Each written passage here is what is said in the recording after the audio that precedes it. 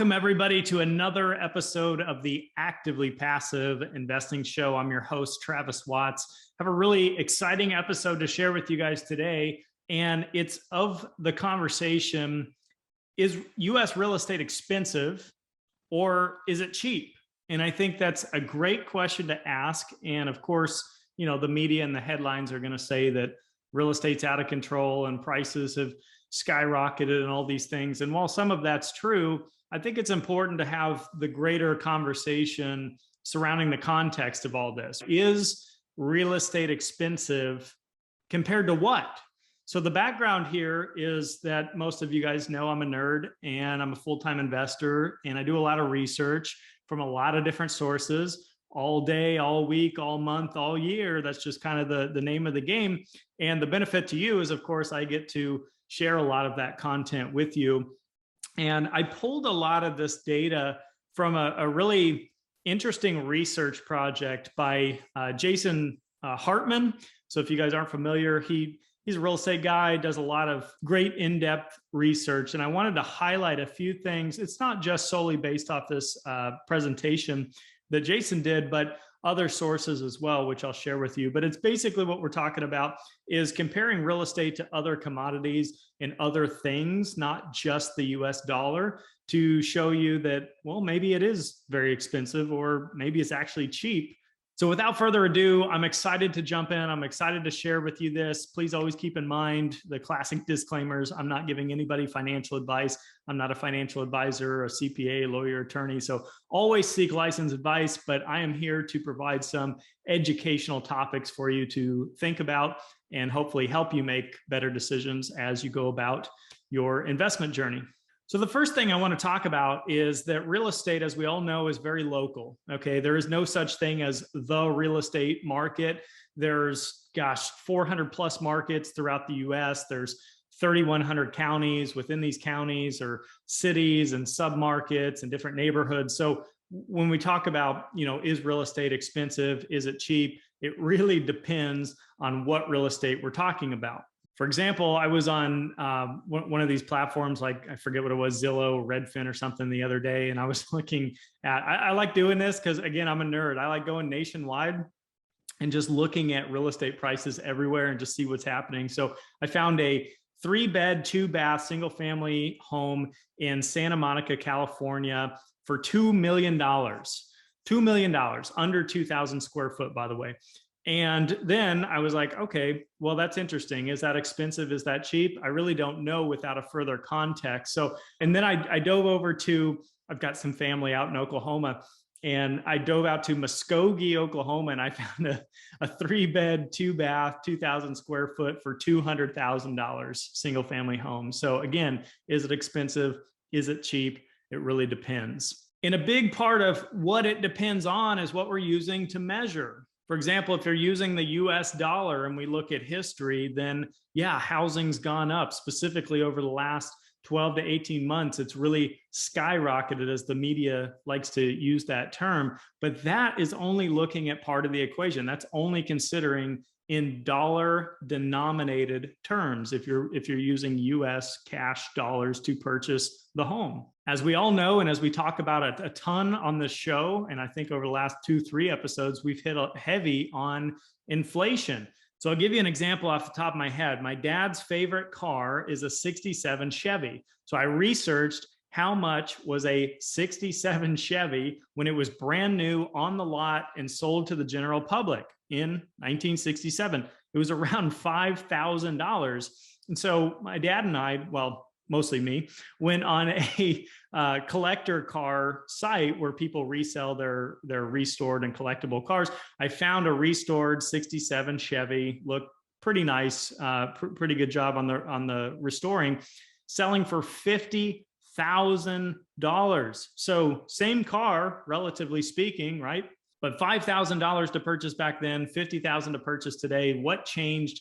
The dollar has devalued over time. Now, of course, you could argue that's a special category, or that's just collector cars and how that works or whatever.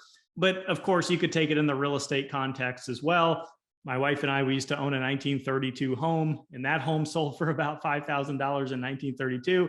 And today it's, $700,000+. Same home, in fact, in worse condition because it's dilapidating, right? It's an old brick home. It's got cracks in it. I mean, it's super old, it's creaky, but here we are, 5,000 compared to 700,000. So let's dive into what real estate really is. When we say real estate, whether we're talking single family dwelling, or we're talking a duplex, we're talking, a 400 unit apartment building, what you're actually buying is really kind of a basket of commodities. It's comprised of lumber, steel, glass, concrete, labor, energy, copper, etc. You get the point. And as we all know, each of these individual commodities, they have their own swings and peaks and valleys. So we all know that lumber's up right now in price, and as far as dollar terms, it has a lot to do with supply and demand, has a lot to do with inflation, it has a lot to do with a lot of things. But the point is, copper's had its volatility where it spikes up super high and then it drops super low. So it really depends when homes are being built, what the commodity prices are at that time. And generally speaking, today in 2021, commodity prices are quite high in dollar denominated terms. Therefore, the price of housing has gone up or skyrocketed. So one question on everybody's mind right now is this type of inflation that we're seeing, this massive increase over the last 12 to 18 months, is that permanent inflation? In other words, are all these commodity prices and everything else going to stay elevated from here moving forward and pretty much forever? Or are they what they call transitory, which is another term for temporary? So maybe we're just kind of in this little peak right now, and then we trickle back down into a valley, things normalize in a year or two. I really don't know. And I wish I had a crystal ball, but it is something to consider as we move through this conversation. I will say this, in the context of real estate, one of the biggest things that's being talked about, one of the biggest metrics to buying and selling real estate, is what interest rates are. So we all know that Jerome Powell, the head of the Fed, has kept rates very, very low. He's dropped rates and kept them low since COVID especially, but even before COVID. And so that's put a lot of interest into buying real estate. I would say even more so in 2021. And the reason is, you guys, whether we're talking, again, single family, duplex, 400 unit, if you're going to go get debt, a mortgage, and you're going to buy real estate, you're probably going to have a very, very low interest rate, maybe around 3% for example purposes. And here's the crazy thing. They've already, since April, been releasing the inflation statistics, which we've talked about more and more often on the show. But anywhere between 4%, 5%, 6%, different metrics, different CPIs, different things to go after. But here's the point. The inflation metrics are all higher than what interest rates are to borrow money. So here's my perspective. If you're able to borrow money at 3% and lock it in long term, I'm talking 10, 15, 30 years, and inflation is higher than that, it's almost like having free money. It's almost like, well, instead of saying free money, it's almost like you're getting paid to borrow money. It's almost like we have negative interest rates in a sense, right? Because the inflation is devaluing the currency, so it's cheaper to pay off the debt in the future. It's just a weird time that we're in, where we have this imbalance of higher inflation, lower interest rates. Back in the 80s, when we had really high inflation, we also had really high interest rates. So it was kind of a different story at that time. All right, so let's dive into the main topic here. The main point of this is real estate expensive or is it cheap? And let's look at some actual comparisons that, again, Jason Hartman came up with.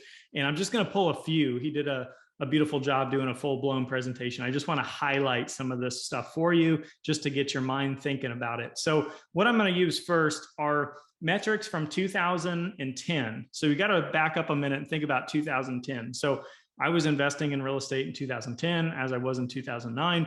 Generally speaking, nationwide, real estate had corrected. We're talking about post 2008, 2009, where everything's falling and collapsing. 2010 was more or less kind of a bottom of the market, and before we started seeing an uptrend and a kickback. So we're going to start there on those metrics, and I'll share with you 2021 metrics.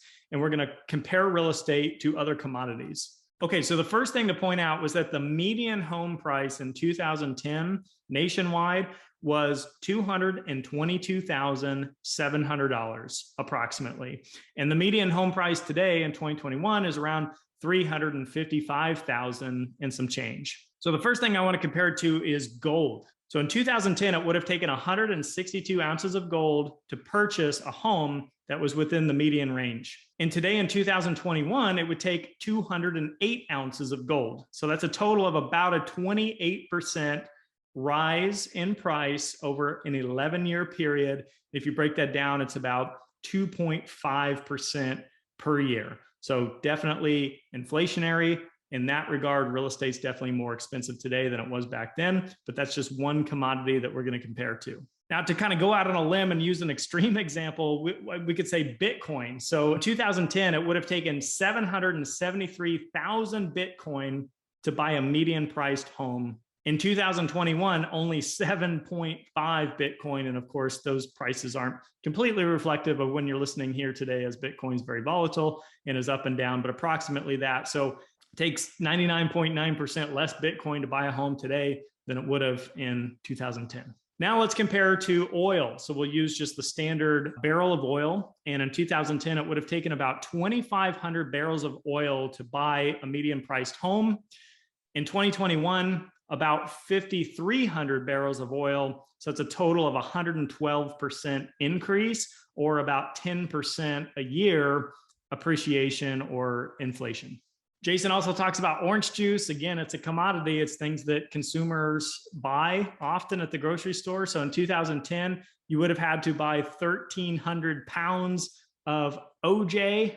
And in 2021, 3,200 pounds. So 146% increase, about 13.3% inflationary per year. We'll talk about rice real quick, one of the main food sources worldwide for human beings. In 2010, it would have taken about 17,400 pounds of rice to buy a median priced home. And in 2021, about 27,100 pounds of rice. So about a 55% price increase. That's about 5% inflation per year. Now, you guys, this metric just blows my mind. There's so much content out there about stocks versus real estate, and is the stock market in a bubble? Is real estate in a bubble? Just hear me out on this. Really let this one sink in. Comparison to the S&P 500 index. If you had owned shares of the S&P 500 in 2010, keeping in mind, again, this was kind of the bottom of the market, but it was also the bottom of the market for real estate. So it's kind of a fair comparison to say stocks were depressed and so was real estate. That was really a real estate crisis. So it would have taken 2,179 shares of an S&P 500 index to purchase a median priced home in 2010. And today, only 898 shares. That means that housing compared to the S&P 500 is 58% cheaper today than it was in 2010. Really interesting, in my opinion.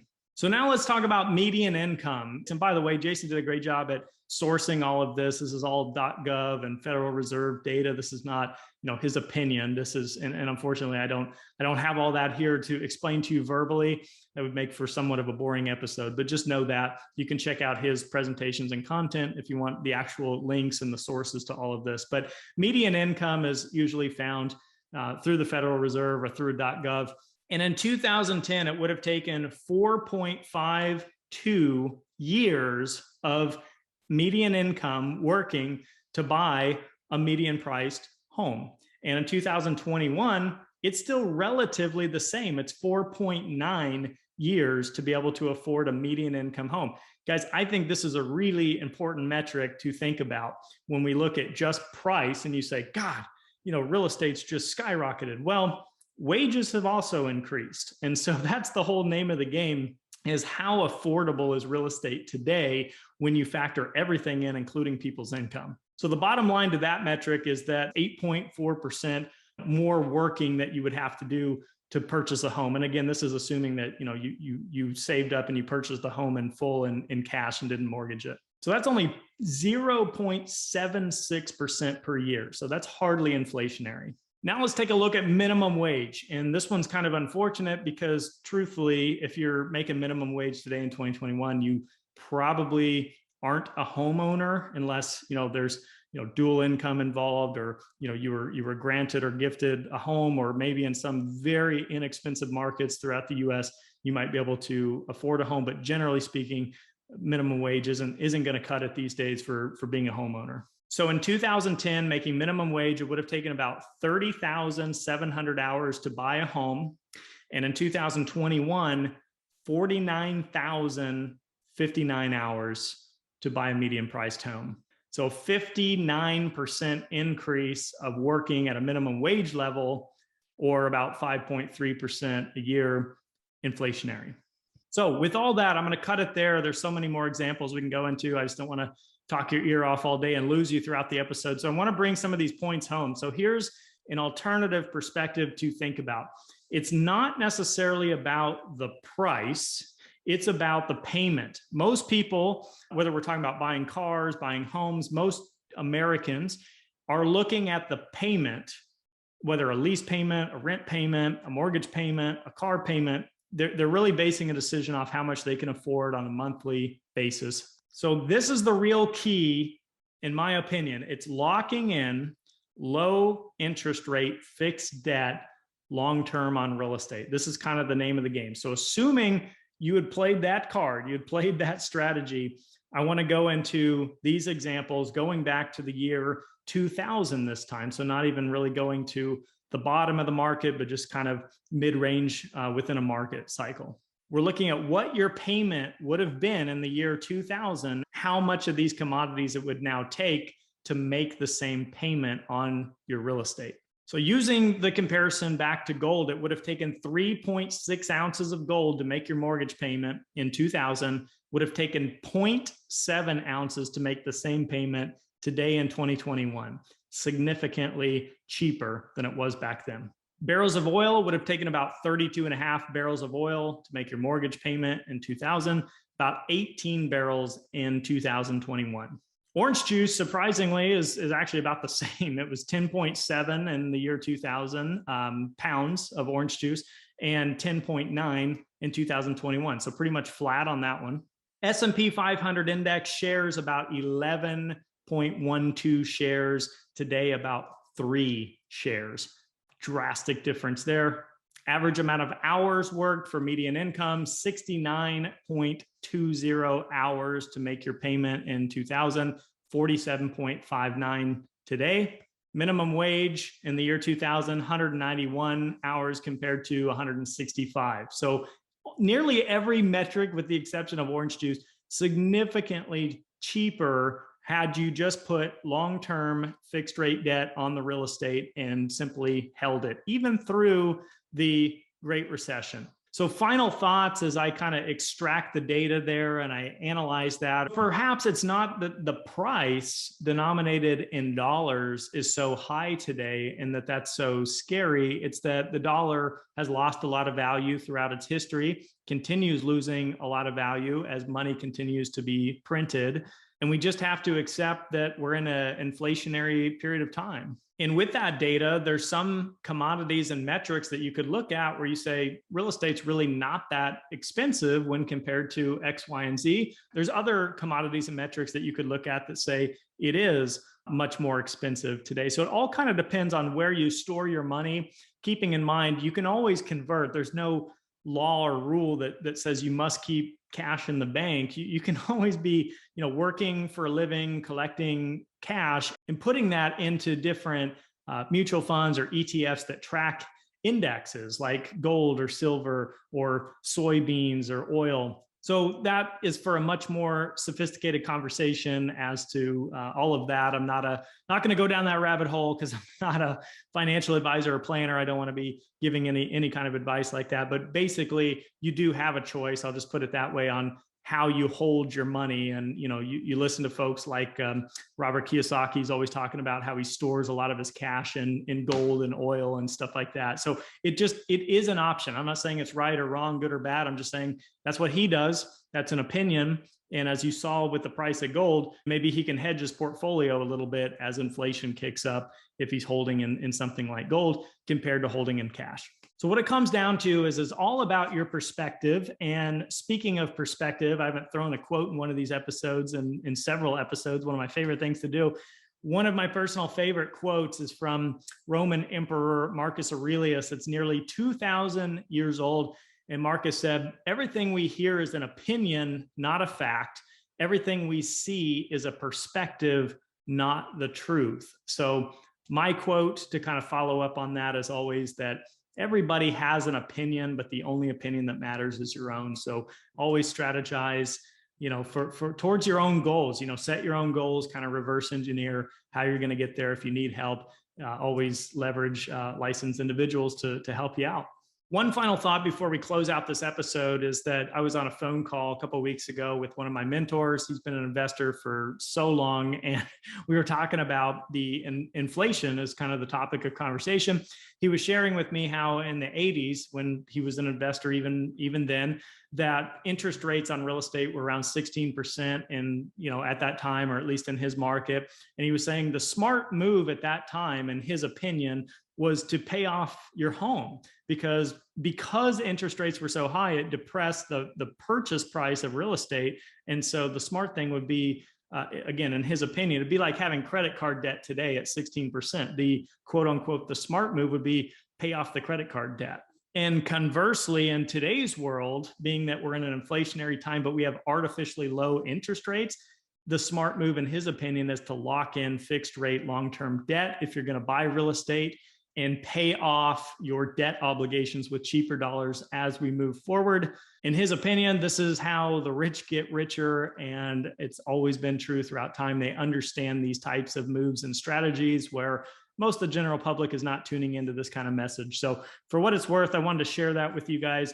These episodes are always tuned to you, the individual investor. I am wholeheartedly in this to help you along your journey, to give you some alternative ways of thinking, share with you advice from my mentors, share with you some data and statistics that may be helpful in making decisions. So I will wrap it up and quit talking. I will see you guys next week on the Actively Passive Show. Have a best ever week. See you later.